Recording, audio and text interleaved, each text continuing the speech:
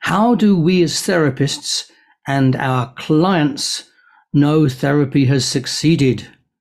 Wow, that's a big one. I mean, do you follow up? I mean, really, we need a follow up to know if people are succeeding. One of the problems that we have is that when therapy is successful, the client assumes they don't need to come back anymore. So they might not think they need to tell you that they've succeeded. So we do need to know that they've succeeded. So I always encourage clients to let me know either way, either whether they want another session or, the result of the therapy we've been doing. I think it's good to do that, especially if you're referring the results to somebody else, like their doctor, for example, which is something I always used to do, because it was not only because it was ethical, but it was a great way of getting referrals from my clients' doctors. They'd start sending me clients and patients, should I say. But there's another thing we need to discuss about: how do we know the client succeeded? Let me give you an analogy.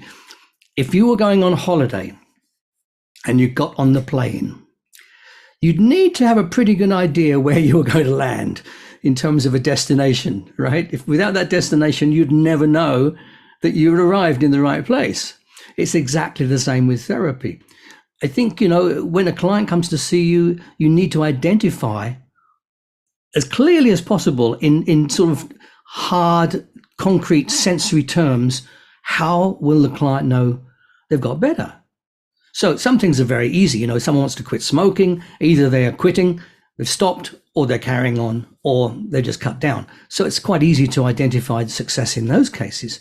But in terms of, let's say, somebody who has a confidence problem, how do you then decide if therapy has been successful? Well, you need to go one step beyond the resolution of the problem in terms of the outcome the client's given you. You need to look at what are the consequences, the positive consequences of the client overcoming the problem. So let's take confidence as an example. Well, what will they be able to do that they couldn't do before? Good example, right?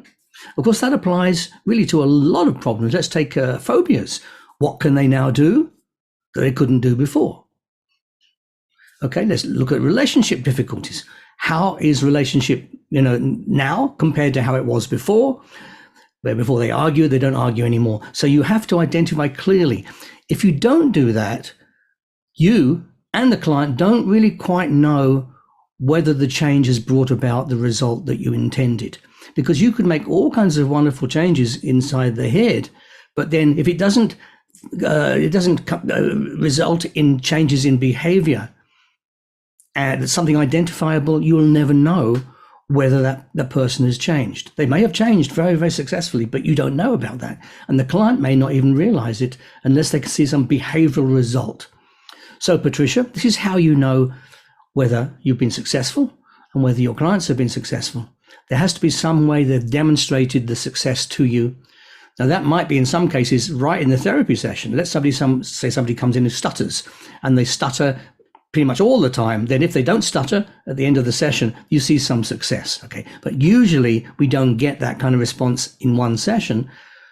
We get the response later, post session, and that can be post several sessions, and you may never find out. So always, if you can, get some kind of feedback from your clients, contact them, or get them to make it part of the therapy where they have to contact you. Secondly, create a definite destination, so when they get off the plane, they've landed in Mallorca instead of the North Pole. Okay, so that's that question.